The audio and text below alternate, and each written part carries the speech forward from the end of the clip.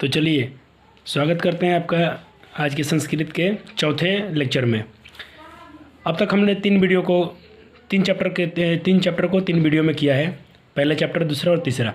आपसे निवेदन है कि आप उस वीडियो को जरूर देखें और संस्कृत में आप 90 नंबर जरूर लाएंगे यहाँ से, जहाँ सब अब से भी पढ़ रहे हैं। अभी 60 दिन का समय जो भी बचा है से हमारा, और इस 60 दिन का बैच जो हमारा चल रहा है वरदान बैच के नाम से मैं आपको दिया हूँ।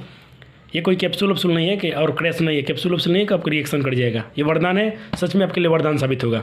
और यहाँ से भी आप पढ़ लेते हैं ना, तो आने वाले समय में आप किसी को ये चैप्टर आराम से पढ़ा देंगे। आप पढ़िए, ऐसा ही किसी को पढ़ा दीजिए।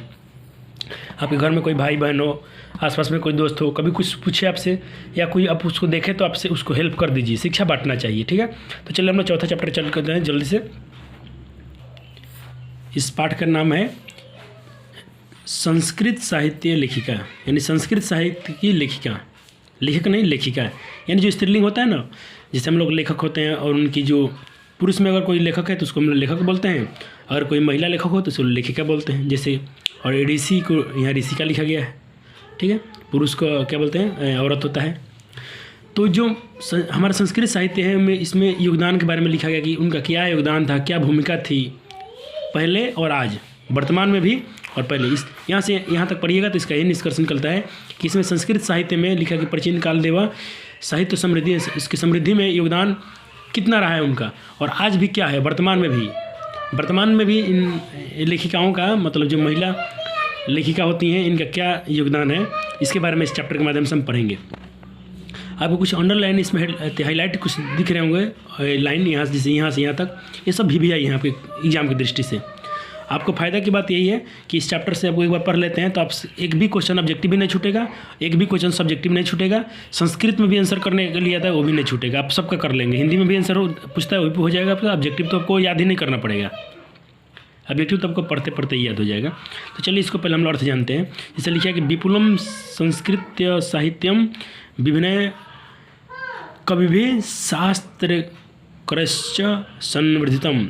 इस लाइन को आप अंडरलाइन कर लिख लीजिएगा, यहाँ से यहाँ तक लिखिएगा, इसको प्रश्न का नाम दीजिएगा, इसका अर्थ हिंदी में लिखें, चाहे हिंदी में अनुवाद। एक क्वेश्चन पूछेगा आपसे, यहाँ से यहाँ तक लिख देगा, बोल देगा इसका हिंदी में अनुवाद कीजिए, ठीक है पहले। और एक बार ऐसे ही पूछेगा, और फिर एक लाइन ये भी पूछता है इसमें से, यहाँ से लिख देगा वैदिक युगे मंत्र नाम दर्शक न केवला ऋषि।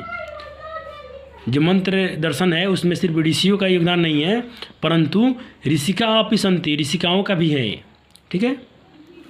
ऋंग वेदे चतुर्थ विषम, यानी इसका होता है 24। ऋंग वेद में 24, ऋंग वेद के जो है उसमें 24 महिला थी।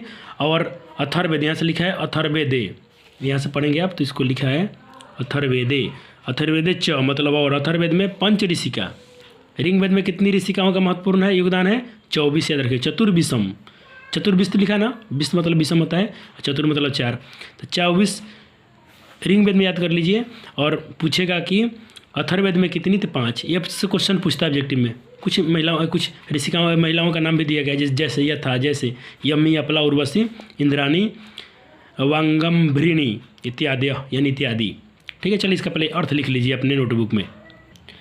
तो उसमें मैंने पहले इसका अर्थ यहाँ से यहाँ तक हो गया, ठीक है। विशाल संस्कृत साहित्य विभिन्न कवियों और शास्त्रकारों द्वारा बढ़ाया गया है। ये पहला लाइन जो कुछ क्वेश्चन पूछा था, इसका आंसर लिख लीजिएगा, ये इसका आंसर हो गया। इसको आप क्वेश्चन लिखिएगा और इसका आंसर यहाँ से यहाँ तक, यहाँ से लेके यहाँ तक बढ़ाया गया है, ठीक है। चलो उसका आगे का अर्थ देखते हैं। वैदिक काल से प्रारंभ करके शास्त्रों और काव्यों की रचना और संरक्षण में जैसे पुरुष दत्त चित्र थे, वैसे स्त्रियाँ भी दत्त चित्र थी। और वैदिक युग में, अब यहाँ से ये पूछता है ना, यहाँ से क्वेश्चन एक अंडरलाइन, वैदिक युग से लेके अपि सन्ति, यहाँ तक भी इसका भी अर्थ लिखने के लिए आता है। तो उसका अर्थ आप क्या लिखेंगे, उसका अर्थ लिख देंगे वैदिक युग में मंत्रों के दर्शक न केवल ऋषि थे बल्कि ऋषियाँ भी थीं, ठीक है। उसका इतना ही लिखना है आपको। तो ये 2 क्वेश्चन इस चैप्टर से पूछते हैं, मतलब इस पैराग्राफ से यही 2 क्वेश्चन को पूछा जाता है, जिसको आपने अच्छी तरह समझ लिया। अब ये भी मैं उसी समय बता दिया था, पढ़ते पीरियड में ही संस्कृत का हिंदी कर दिया था कि ऋग्वेद में 24 और अथर्ववेद में कितनी, 5 ऋषिकाओं क्या है उल्लेख किया गया है। जैसे मैं कुछ नाम पढ़ा था, यमी, अल्पा, उर्वशी, इंद्राणी, वागाम्भृणी इत्यादि थी, ठीक है। चलिए अब अगला पैराग्राफ के पास चलते हैं। ये भी VVI क्वेश्चन है, देखिएगा ध्यान से पढ़ेंगे इसको। तो लिखा गया है कि बृहदारण्यकोपनिषद, यानी उपनिषद के बारे में लिखा गया है। आपने 4 उपनिषद पढ़ा था मंगलम चैप्टर में, यहाँ भी एक उपनिषद है।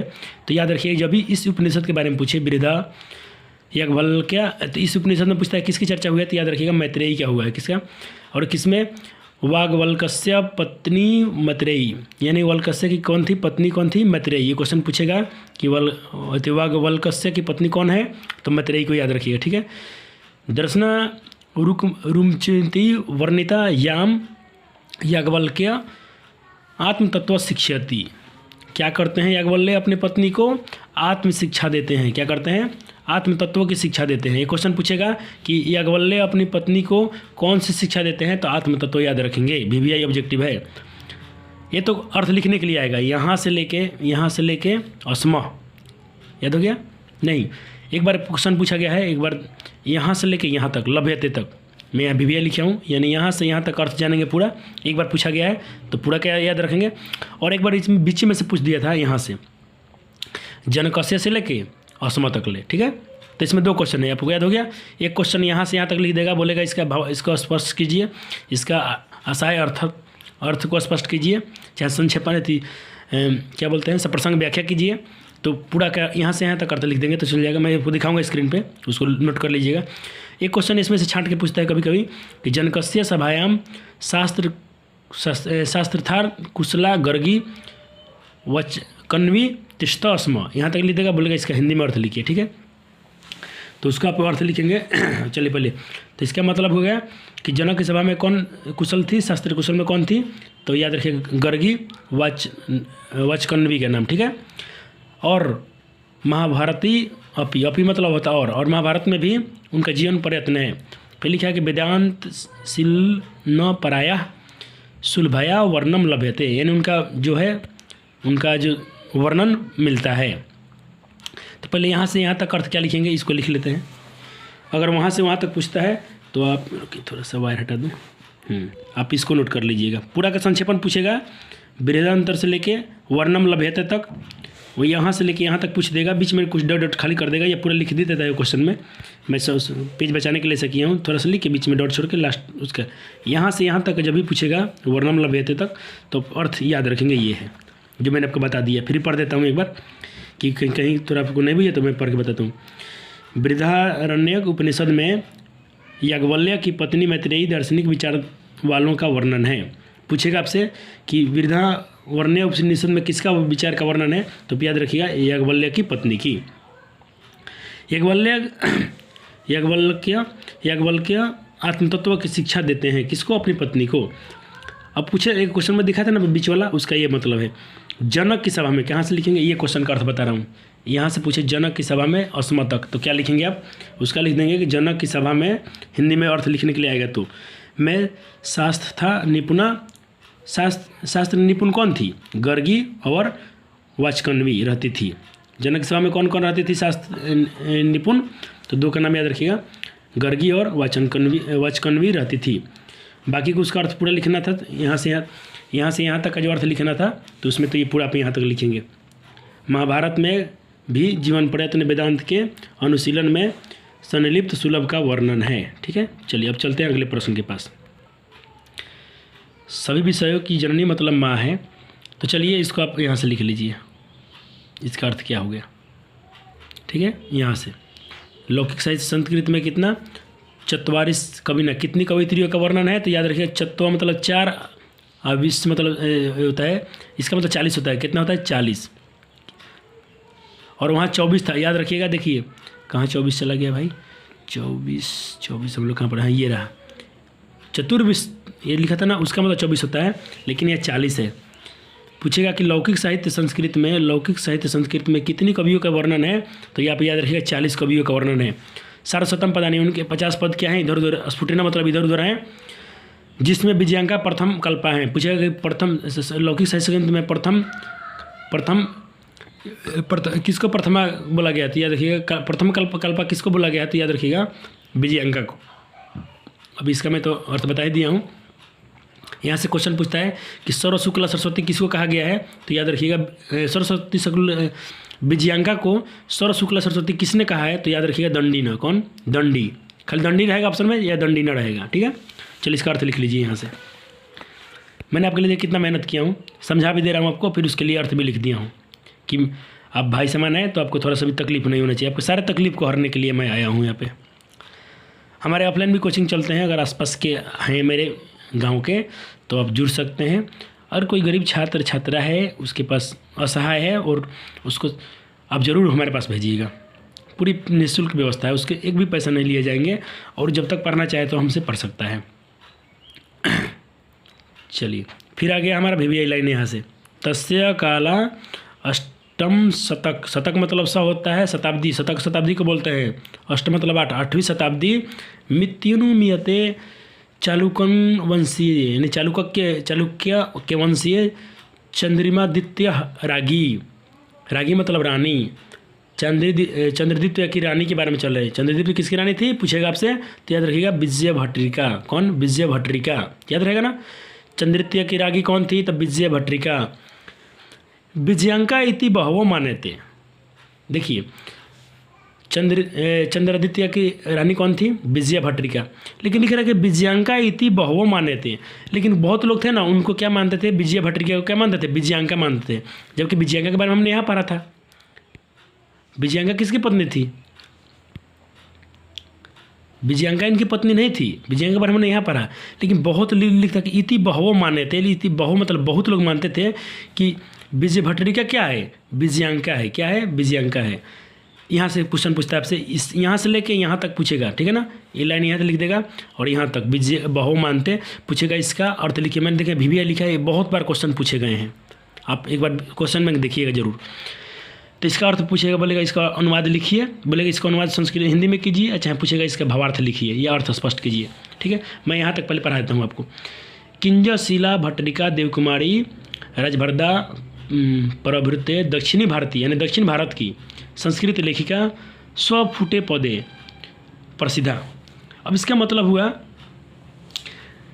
पहले तो उसका हम लोग पढ़ लिया कि क्या हुआ था कि बहुत लोग क्या मानते थे? विजयांका को ही मानते थे, विजय भट्टरिका को ही बहुत लोग विजयांका को समझ बैठते थे, लेकिन जो ऐसा नहीं था। उसके आगे लिखा कि लेकिन शीला भट्टरिका देवकुमारी, पहले लिखा ना शीला भट्टरिका देवकुमारी राजभद्रमा, में सबका नाम पढ़ रहा हूँ, उंगली हटा के सब मिलाते चलिएगा। शीला भट्टरिका देवकुमारी रामभद्रमा आदि दक्षिण भारतीय संस्कृत लेखिका अपने स्फुट पद्यों द्वारा क्या है? प्रसिद्ध है। ये लोग जितनी हैं ना लेखिकाएँ, ये लोग प्रसिद्ध हैं अपने पद के द्वारा। लेकिन ये प्रसिद्ध कैसे हो गई?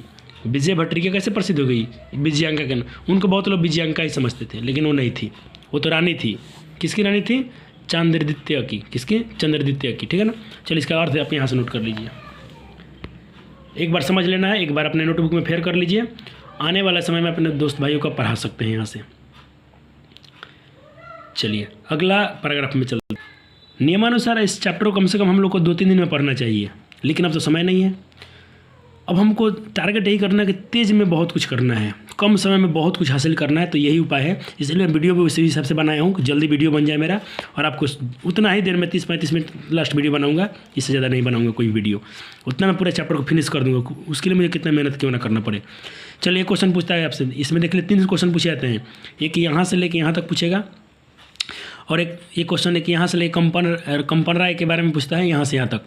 इन दोनों का अर्थ जानिए क्या होता है। लेकिन मैं आपको यहाँ से पहले यहाँ तक का अर्थ समझा देता हूँ, ठीक है।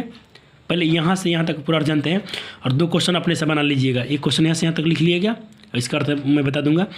एक क्वेश्चन यहाँ से लेके यहाँ तक उतार लीजिएगा। यही 2 प्रश्न आपसे पूछे जाते हैं इस लाइन से, लेकिन हम लोग अर्थ पूरा इसलिए जानेंगे कि ऑब्जेक्टिव में काम आएगा। चलिए इसका पूरा अर्थ समझते हैं लाइन बाय लाइन। देखिए पहला लाइन लिखा है कि विजयनगर नरस्य, तो उसका संस्कृत संरक्षण कृत प्रयास आश्निति वितिमेव। इसका मतलब हुआ कि विजयनगर के सम्राट संस्कृत भाषा क्या है संरक्षण के लिए उनके बहुत प्रयास किए थे, और उनके प्रयास क्या है? सर्वविदित हैं, सभी जगह हैं, बहुत प्रयास किए थे संस्कृत भाषा के संरक्षण के लिए। अब उसके लिए आगे लिखा है तेस्यामांत पुणे अपि संस्कृत रचना कुशला रागियो भवनम, यहाँ तक अर्थ जानते हैं क्योंकि यहाँ पूर्ण विराम है। इसका मतलब हुआ उनके अंतःपुरे में भी संस्कृत रचना में निष्पात रानियाँ थी। वो भी संरक्षण के लिए काम किए, लेकिन उसमें भी क्या थी? रानियाँ थी। अब लिखा है कंपन रायस्य रागी गंगा देवी, तो चतुर यहाँ लिखा है ना, इसका मतलब चतुर मतलब 4, और दशक मैं बताया था, इसको मतलब बताया शताब्दी को, यानी 14वीं शताब्दी। उनकी पत्नी पूछेगा थी कंपन की पत्नी कौन है, हिंदी में याद कर लीजिए, सब्जेक्टिव में काम आएगा। कंपन की पत्नी कौन है, तो गंगा देवी याद रखिएगा, ठीक है। मथुरा विजयम इति महाकाव्य स्वाभिमानो मधुरै स्वामी, देखिए यहाँ लिखा है ना, स्वस्वामिनो, स्व मतलब अपना, और स्वामी मतलब पति, अपने पति मधुरै, उनके पति क्या थे, मधुरै, उनकी पत्नी, उनके जो पति थे उनके बारे में मधुरै विजय घटना पर आश्रित कुछ उन्होंने रचना लिखा था। तो इसका हिंदी हमारा हो जाएगा कि कंपन थी रानियाँ थी, उसके बाद कंपन राय की पत्नी थी गंगा देवी मथुरा विजयम नामक महाकाव्य की रचना अपने स्वामी की मधुरै विजय की घटना पर आश्रित हैं। जो उनकी घटना, जो उनका क्या है, मथुरा विजयम घटना किस पर आधारित है, उनके पति मधुरै विजय घटना पर आश्रित हैं, जो उन्होंने लिखा था गंगा देवी ने। अब आगे लिखा गया इसके तलांगरानाम सन्विषः अपवर्जक वर्तते, इसका हिंदी हो गया, उसमें अलंकारों का सन्वित क्या है, हृदयावर्जक है। अपवर्जक मतलब हृदयावर्जक, जो उन्होंने दिल से लिखा है, ठीक है। फिर लिखा है तस्मिन राज्य का मतलब होता है उसी राज्य में, 16वीं शताब्दी, इसको मैंने बताया था ना, 16 शतकम, 16 मतलब 16 होता है, शतके मतलब 16 शतक। मैं आपको पूरा संख्या का एक वीडियो दिखा दूंगा, 1 से लेकर 100 तक को संस्कृत में क्या बोलते हैं, ठीक है, लास्ट में दिखा दूंगा, एक बार हमें याद रहेगा, मैं आपको दिखा दूंगा जरूर। 16वीं शताब्दी पे लिखा है, पहले कि यहाँ पहले तो 14वीं शताब्दी लिखा था यहाँ पे, ठीक है। अब यहाँ लिखा है क्या, 16 शतक का मतलब होता है 16वीं शताब्दी, ठीक है ना। 16वीं शताब्दी में शासन करते हुए अब लिखा है कि अच्युत्य रागी मतलब रानी होता है, रागिया मतलब राजा, यानी ऐसे क्यों लगता है, जैसे बालकस्य रामस्य काके की लिए लगता है। जैसे आपका नाम है मोहन, तो कहूँगा कि मोहनस्य कलम अस्ति, यह मोहन की कलम है। किसी के लिए काके की लगाते हैं ना, तो हम लोग उसका रूप लगा देते हैं, ठीक है। जैसे बालकस्य रामस्य, तो उसी पर मैं आपको शब्द एक बार कारक पर पढ़ाऊँगा आपसे, पहले एक बार चैप्टर में पहले बुक खत्म हो जाने दीजिए, आपको बहुत मजा आएगा पढ़ने में ग्रामर। चलिए, तो इसका मतलब होता है कि अच्युत्य राय की पत्नी यानी रानी, रागी लिखा ना, तो रानी समझेंगे कि रानी, उनका पूछेगा कि अच्युत्य राय की रानी का क्या नाम था, तो याद रखिएगा तिरुमलंबा, क्या तिरुमलंबा, ये क्वेश्चन ऑब्जेक्टिव में पूछे जाते हैं। में शासन तिरुलंबा वदाम्बिका परिणय नामक की, जो उनकी पत्नी थी ना, वो क्या लिखी थी, वदाम्बिका परिणय नामक एक चंपू काव्य की रचना की थी। किसकी, चंपू काव्य की रचना की थी। यहाँ लिखा है कि वदाम्बिका नामक पढ़ौन चंपूक राज रचयत मतलब रचना की थी। किसकी, चंपू काव्य की। पूछेगा कि तिरुमलंबा ने किस काव्य की रचना की थी, तो भी याद रखिएगा चंपू काव्य, किसको, चंपू काव्य की रचना की थी। अब उसके आगे है तत्र संस्कृत गद्यस्य छठा समस्त पदावल्या ललित पदवीन्यासेन चतीव शोभते संस्कृत्या प्रयुक्तम दीर्घतम मतलब बहुत समय तक, लंबे समय तक, समाप्त पदाम्पि तत्रैव लभ्यते मतलब प्राप्त होता है। इसका मतलब है कि संस्कृत गद्य की जो शोभा समस्त पदावली के विन्यास से सुशोभित है, ठीक है। किससे शोभित है, ललित जो समझ, जो संस्कृत गद्य से जो है संस्कृत की समझ, ललित यहाँ लिखे ना विन्यास, यानी ललित, जो उसका ललित पदावली का जो विन्यास है उससे क्या है, शोभित है, सुशोभित है। संस्कृत साहित्य में प्रयुक्त दीर्घतम मतलब इसका कहते हैं लंबे समय तक संस्कृत पद वहीं से प्राप्त होते हैं। लभ्यते मतलब प्राप्त होते हैं, जितने उसके वहीं से प्राप्त होते हैं। चलिए, इसका मैं आपको नोटबुक में क्या लिखना है लिख लीजिए। यहाँ से नोटबुक से आपको ये लिखना है। उसमें आपको 2 क्वेश्चन दिखाया गया था ना, दोनों को अंडरलाइन किया था हाईलाइट से, तो उसका आंसर यहाँ है। एक का आंसर यहाँ पर लिखेंगे, विजयनगर के सम्राट संस्कृत भाषा के संरक्षण के लिए प्रयास संवर्धित हैं, यहाँ तक लिख देंगे, इसका आंसर हो जाएगा। 2 नंबर आपको मिल जाएगा एग्जाम में। एक क्वेश्चन उसमें पूछा गया था ना कि कंपनास्य रागी गंगा देवी और विजय घटनी रचयत तक, वहाँ तक का आंसर, यानी यहाँ से बोल रहा हूँ। एक आंसर तो आपको बता दिया अभी, और इसका बता रहा हूँ, एक यहाँ से लेके यहाँ तक का आंसर क्या लिखना है। यहाँ से लेके पूछ देगा आपसे परीक्षा में, हिंदी में अर्थ लिखिए, तो आप यहाँ से लिखिएगा कि कंपन राय 14वीं शताब्दी की पत्नी रानी गंगा देवी मथुरा विजयम नामक महाकाव्य की रचना अपने स्वामी की मुद्रे विजया की घटना पर आश्रित है। ठीक है, और थोड़ा सा इसका पूरा भावार्थ समझने के लिए और थोड़ा सा इधर लिखा हूँ, उसको मैं पेज पलटता हूँ। चलिए यहाँ से, और जो बचा था उसका यहाँ तक भी बता था ना, दीर्घतम समय तक क्या है पद वहीं से प्राप्त होते हैं, इसका हो गया। चलिए अब आखिरी लाइन को जल्दी करते हैं इसको। ये रहा आखिरी और एक इम्पोर्टेंट क्वेश्चन, यहाँ से ही बहुत बार पूछे गए हैं, आप याद रखिए कहाँ से कहाँ तक इसको प्रश्न बना लीजिए। अभी यहाँ से लेके अतीव प्रसिद्धा पूछेगा, इसका अर्थ लिखिए। तो पहले इसका अर्थ जानते हैं होता क्या है, आपसे मैं उसको पढ़ते जा रहा हूँ और इसका एक्सप्लेन हिंदी में भी करते चल रहा हूँ। ठीक है, थोड़ा अभी मोबाइल से करना है, थोड़ा वीडियो हिलता है तो थोड़ा आप इसको कंप्रोमाइज़ कर लेंगे। तो चलिए पहला जो लाइन है उसका लिखा है ना कि आधुनिक काले संस्कृत लेखिकासु पंडिता क्षमा राव, ये VVI प्रश्न, ये ऑब्जेक्टिव के लिए पूछेगा। आधुनिक काल की लेखिका संस्कृत लेखक कौन है, तो पंडिता क्षमा राव का नाम याद रखेंगे। ठीक है,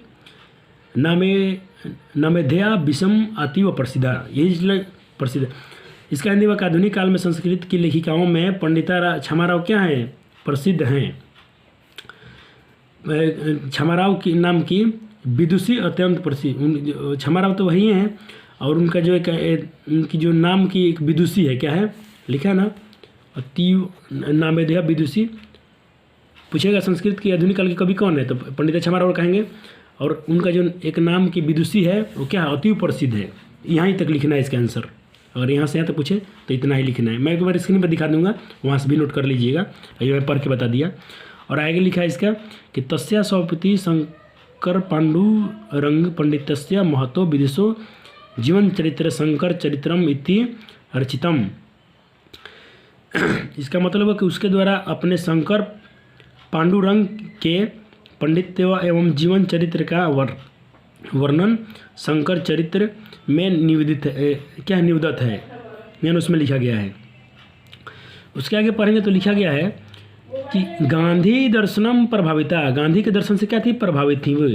सा सत्याग्रह गीता, और सत्याग्रह गीता, बिलहारी कथा मुक्तावली, विचित्र परिषद यात्रा, ग्राम ज्योति इत्यादि न, यानी गांधी से बहुत प्रभावित थी। पूछेगा कि कौन इनमें थी, पंडिता राव इनमें किन से, पंडिता क्षमा राव किस से प्रभावित थी, तो गांधी जी का नाम है, ऑब्जेक्टिव में क्वेश्चन पूछेगा। ठीक है, ग्राम ज्योति इत्यादि न अनेकान, यहाँ तक तो हो गया। अब देखिए यहाँ से एक और क्वेश्चन पूछता है, वर्तमान काले लेखनातसु कवयित्रीसु, यानी वर्तमान काल की लेखिका कवयित्री कौन है पूछेगा, तो हम कहना पहला नाम याद रखिएगा पुष्पा दीक्षित, पहले पुष्पा दीक्षित वनमाला भवलाकर। ठीक है, एक तो नाम हो गया क्या, पुष्पा दीक्षित वनमाला भवलाकर, दूसरा है मिथिलेश कुमारी मिश्र। इन लोगों का पूछेगा आपसे ऑब्जेक्टिव में क्वेश्चन। ठीक है, इसका अर्थ यहाँ से लिख लीजिए। और एक जो प्रसिद्ध था उसका आंसर यहाँ तक लिखना है, पहले जो मैं उसमें घेरा था यहाँ से लेके यहाँ तक प्रसिद्ध है, अत्यंत प्रसिद्ध है। बाकी इसका पूरा भावार्थ यहाँ से नोट कर लीजिए, मैं इसका पढ़ के बता चुका हूँ, सिर्फ को नोट करना है। चलिए अब चलते हैं बुक के जो अभ्यास प्रश्न है उसको आंसर करने। इस चैप्टर से ये 2 नंबर क्वेश्चन इंपॉर्टेंट है, ये वाला ये लिख दिया हूँ VVI, ये वाला प्रश्न पूछा जाता है, लेकिन हम सबका आंसर करेंगे क्योंकि हम आपको फाउंडेशन पढ़ाना है पूरा जीरो से हीरो बैच। आपको पूरा भी पढ़ लेंगे, फिर आपको कम भी पढ़ना पड़ेगा, इसलिए मैं VVI भी कर दिया हूँ। पहले पूरा भी जानेंगे और उसको भी जानेंगे कि परीक्षा में पूछता है क्या, औरों की तरह नहीं कि ये पढ़ लो यही पूछेगा और पूछेगा ये नहीं। मैं आपको पूरा बारूद जैसे बना रहा हूँ कि आपको कितना भी जंग लड़ना पड़े तो आपका बारूद ख़त्म नहीं होगा, पूरा आंसर करके ही आएंगे आप। तो चलिए पहला प्रश्न आपने नोट कर लिया होगा, विपुलम किम अस्ति, तो इसका आंसर यहाँ है विपुलम संस्कृत साहित्यम। विपुलम क्या है, संस्कृत साहित्य है। विपुलम मतलब होता है बड़ा, क्या है बड़ा, विशाल कौन है, संस्कृत साहित्य में क्या है, बहुत विशाल है। विपुलम मतलब विशाल होता है। आप यहाँ से इसका देख सकते हैं, क्या गया इसका शब्दार्थ, ये विपुलम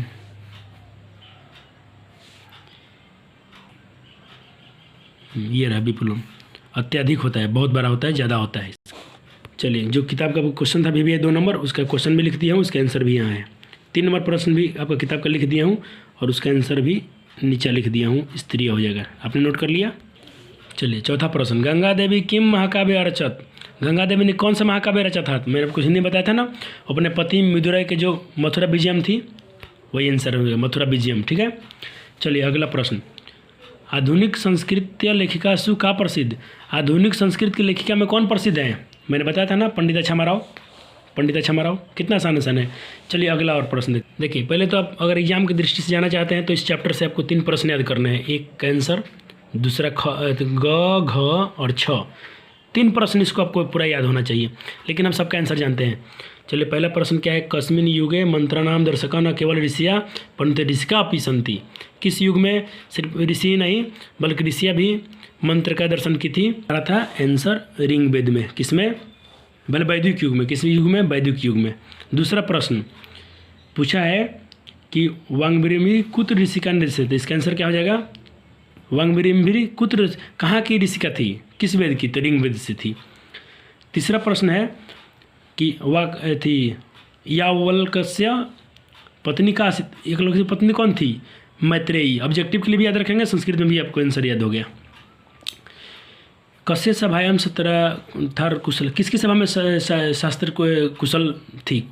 गार्गी और वचन कवितिष्ठस्म। तो जनक की सभा में। किसकी सभा में? जनक की सभा में, हमने पढ़ा था। अब पूछ रहा है कि लौकिक संस्कृत साहित्य चतवारी में जो 40 कवित्रियाँ हैं, प्रथम कल्पा किसको बोला जाता है? तो मैंने पढ़ा था ना, विजयंका उसमें से सबसे उनको प्रथम कल्पा बोला जाता है। मैंने वहीं भी आपको बोल दिया था, क्वेश्चन पूछता है। अगला प्रश्न है कि लौकिक संस्कृत की ताना कवित्री वर्णम लभ्यते। लौकिक संस्कृत साहित्य में कौन सी कवि का वर्णन हुआ है? कितने कवियों का वर्णन हुआ है? बोले की अतिना कितना कवि? तो 40। कितना? 40। चतवारी विस्तम, विस्तम मतलब 20 होता है और ये चतवारी मतलब 4 होता है। तो 4 और 20 कितना? 24। अगला प्रश्न है कि उसका ये जो विजय था बोला था, विजय भट्टरिका कस्य रागी आसित। विजय भट्टरिका किसकी रानी थी? तो चंद्रदित्य की। किसकी? चंद्रदित्य की थी। तो उसमें अस्य लगा देंगे काके की। जैसे तुम्हारा नाम है मोहन की तो मोहन अस्य लिख दीजिएगा। ठीक है, तो चंद्रदित्य की थी तो उसमें अस्य लगा देंगे, तो चंद्रदित्य हो गया। तो मैंने आपको पूरा करा दिया। अब देखिए जो भरने वाले कुछ बुक के आपके क्वेश्चन है उसको मैं भर दिया हूँ, आप देख लीजिए। अब मैं नहीं भरता तो अभी खुद भर लेते हैं। लौकिक में कितना? 40। जनक की सभा में कौन कुशल थी? गर्गी और वचनकी। कि याज्ञवल्क्य की पत्नी क्या थी? मैत्रेयी थी, आपको पता है। तासु प्रथमा कल्पा किसको बोलते हैं? तो विजयांका को। किसको? देखिए थोड़ा यहाँ साफ नहीं है, अब आ गया। विजयांका याद रखिए, क्या? विजयांका भरिएगा इसमें। सा च श्यामा, इसमें भरत की वर्णा सदित। कौन वर्णा रंग की थी? तो श्यामा। चंद्रतिस्सा की रागी कौन थी? चंद्रित्य की रानी कौन थी? तो विजय भट्टरिका। कौन थी? अभी हमने पढ़ा था ऑब्जेक्टिव में। घोषण शतक के 16वीं शताब्दी 16 के यानी 16वीं शताब्दी में रानी तिरुलंबा किस नाम की काव्य की रचना की थी? तो वारदम्बिका। क्या? वारदम्बिका नामक उनकी रचना की थी। यहाँ से प्रश्न बुक मैंने नोटबुक में मैंने नहीं उतारा है, लेकिन आप यहाँ से क्वेश्चन लिख लेंगे। औद्योगिक लिख रहेगा, औद्योगिक प्रश्नानाम उत्तरानी व पूर्ण वाक्य न संस्कृत भाषा देता। संस्कृत भाषा याद देता, यानी संस्कृत भाषा में पूर्ण वाक्य में आंसर दीजिए। पहला प्रश्न है आपका, देख लीजिए। चलिए पहला प्रश्न का सब एक लाइन का आंसर होगा। एक लाइन का उसका आंसर हो जाएगा कि ऋग्वेदे 5 ऋषिका मंत्र दर्शनवत्यो निर्दिश्यन्ते। थोड़ा इसको साफ किया जाए। अब आप यहाँ से लिख लेंगे। उसमें का 2 नंबर जो प्रश्न है देख लीजिए। याज्ञवल्क्य, अरे भाई, याज्ञवल्क्य पत्नी केन रूपेण वर्णिता। उनकी जो याज्ञवल्क्य की पत्नी थी किस रूप में वर्णन? तो आंसर हो गया वल्क्य की पत्नी जी थी दार्शनिक रुचिमती रूपेण वर्णिता। ठीक है, अगला प्रश्न ग नंबर। याज्ञवल्क्य ता किम क्षति। आप एक काम कीजिए, सबका क्वेश्चन यहाँ से देख लीजिए, सबका आंसर मैं लिखता हूँ। आप यहाँ से प्रश्न उतार लेंगे, एक लाइन छोड़ देंगे और आंसर यहाँ से लिखिए। थोड़ा वीडियो लंबा हो रहा है प्लीज़। चलिए अब मैं जो आपको प्रश्न सब दिखाए थे, ये आपको बुक होगा वहाँ से नोट कर लीजिएगा। बुक नहीं है तो फिर भी वीडियो से लिख लीजिएगा, मैंने वीडियो में दिखा दिया है। अब सबका आंसर कीजिए फटाफट, क्योंकि हमको चलना है, अभी बहुत कुछ देखना है। चलिए अब आते हैं अपने ऑब्जेक्टिव पे, जो आपको फर्स्ट डिवीज़न दिलाने जा रही है इस नए पैटर्न में। आपको पता है 50-50 नंबर का ऑब्जेक्टिव है। आप खाली ऑब्जेक्टिव मार के बैठिए ना, आपका फर्स्ट डिवीज़न कोई रोकने वाला नहीं है। चलिए शुक्ला सरस्वती किसने कहा? दंडी। किसने कहा था? दंडी ने। ठीक है। लौकिक संस्कृत साहित्य में लगभग कितनी ऋषि कवित्रियों का वर्णन है? 40। 40। कितना? 40। मैत्रेयी कौन है? मैत्रेयी कौन है? मैं कितना बार बता दिया हूँ, याज्ञवल्क्य की पत्नी है। Option D. विजयंका विजयंका का कौन सा समय थे? 8वीं सदी थी, हमने पढ़ा था ना। शंकर चरित्र के रचना कौन है? तो पंडित छमाराव। कौन है? पंडित छमाराव। ऋग्वेद में कितनी महिलाएं थी? याद रखिएगा कि ऋग्वेद में कितना? 24। नोट, अथर्ववेद में 5। अथर्ववेद में कितना? याद रखिएगा 5। ऋग्वेद में 24। ऋषियों द्वारा प्राणित को क्या कहा गया है? तो कृतकम। क्या कहा गया है? कृतकम। लौकिक साहित्य संस्कृत में 40 कवियों का पद स्फुट रूप में उपलब्ध है। कितने रूप में उनका? 40 जो कवि थे उनके कितने स्फुट रूप में उपलब्ध है? तो 50 रूप में। मेरे पता ना, अर्धशतम पढ़े थे। अर्धशतम मतलब 50 होता है, वहाँ पढ़े थे अर्धशतम, वही 50 आंसर। अथर्ववेद में कितना? 5। पूछ दिया ना क्वेश्चन। ऋग्वेद में कितना? 24। अथर्ववेद में 5। ठीक है। पंडित छमाराव द्वारा रचित सत्याग्रह गीता किसके दर्शन से प्राप्त होता है? मैंने बोला था ना, गांधी जी के दर्शन से। गांधी जी से के दर्शन से उन्होंने पाया था, प्रभावित हुए। विजय भट्टरिका किसकी पत्नी थी? चंद्रद्वितीय की। किसकी? चंद्रद्वितीय की। चंद्रगुप्त मत मरिएगा, चंद्रकिशोर मत कीजिएगा, चंद्रशेखर मत कीजिएगा, चंद्रद्वितीय कीजिएगा। याज्ञवल्क्य की अपनी पत्नी मैत्रेयी को किसकी शिक्षा देते थे? आत्मतत्व की। किसकी? आत्मतत्व की। टोटल मैंने इस चैप्टर से 21 क्वेश्चन लिए हैं ऑब्जेक्टिव। आधुनिक काल की संस्कृत लेखिका में कौन अति प्रसिद्ध है? तो छमाराव। 14 नंबर प्रश्न। वनमाला भवलकर किस काव्य की संस्कृत कवित्री थी? किस काव्य की? तो वर्तमान काल की। वर्तमान पढ़ता ना 5 लोगों का नाम, 3-4 लोगों का नाम। एक उसमें कौन थी? मिथिलेश कुमारी भी थी। मिथिलेश कुमारी मिश्र। और एक ये क्या है? वनमाला भवलकर। याद रखिएगा, दोनों वर्तमान काल की हैं, आधुनिक है, आजकल की हैं, ये कवियाँ हैं अभी। अथर्ववेद में कितनी मंत्र दर्शनी ऋषिकाओं का वर्णन है? अथर्ववेद में 5। अथर्ववेद में 5। वदरंबिका परिणय चंपू काव्य की रचना किसने की? तो तिरुमलंबा ने। Option C. 17 नंबर का सी आंसर हो जाएगा। मैत्रेयी का वर्णन किस उपनिषद में है? मैं बोला था ना, ये उपनिषद 4 तो हम लोग पढ़ते मंगलम में, लेकिन इस उपनिषद में पूछेगा तो मैत्रेयी का याद रखिएगा। लौकिक साहित्य संस्कृत में प्रायः कितनी कवित्रियाँ हैं? तो 40। कितना? 40। वर्तमान काल की संस्कृत लेखिका कौन है? तो मिथिलेश कुमारी मिश्र। कौन है? एक तो मिथिलेश कुमारी मिश्र है, और एक कौन थी यहाँ पे? हमने अभी पढ़ा था जस्ट, ये रहा क्वेश्चन।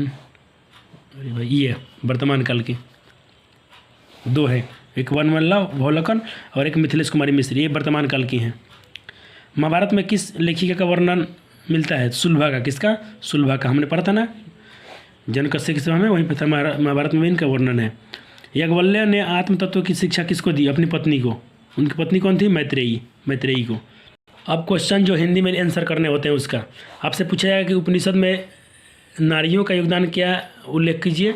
चाहे पूछ लेगा संस्कृत साहित्य में, थोड़ा क्लीन किया जाए इसको, संस्कृत साहित्य में संवर्धन में महिलाओं का योगदान क्या है? आंसर यहाँ से लिख लीजिए। अब थोड़ा जल्दी करेंगे हम, वीडियो लंबा हो गया है।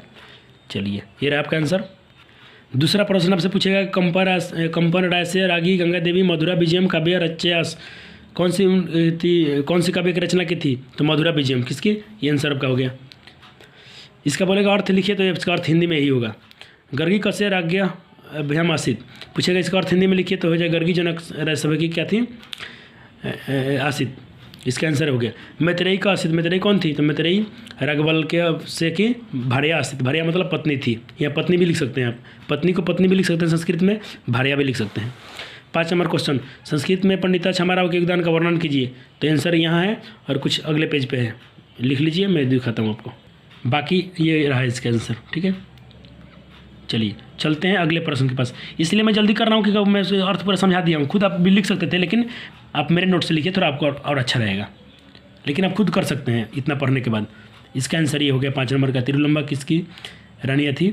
उसके बारे में कौन से काव्य की रचना की थी? तो ये लिख दीजिएगा। विजयंका को सौर शुक्ला सरस्वती किसने कहा था? दंडी कही थी ना, दंडी ने। तो पूरा इसको थोड़ा वर्णन कर दीजिएगा कि दंडी ने क्यों कहा था। ठीक है, ये हो गया। 7 नंबर सवाल। आधुनिक काल की किन्हीं 3 संस्कृत लेखिकाओं का नाम लिख दीजिए। तो लिख दीजिएगा पंडिता छमाराव, पुष्पा दीक्षित, मिथिलेश कुमारी आदि। विजयंका कौन थी? उनका समय क्या था? तो वही विजयंका कौन थी? उनकी 8वीं सदी था। तो विजयंका लौकिक साहित्य संस्कृत की प्रथम कल्पा है, और उनका समय काल क्या है? 8वीं शताब्दी के है। 800 यहाँ 8वीं शताब्दी आप लिख सकते हैं, 8वीं शताब्दी के आसपास माना जाता है। Thank you. तो चलते मिलते हैं अगले वीडियो में। आप सेशन को लाइक कीजिए, शेयर कीजिए, थोड़ा सब्सक्राइबर बढ़ाइए, अपने दोस्तों के साथ कीजिए, और थोड़ा जो छात्र मतलब संस्कृत के लिए थोड़ा भटकते हैं इधर उधर, उनके पास भेजिए, ये उनके लिए वरदान साबित होगा। चलिए मिलते हैं अगले वीडियो में। Thank you.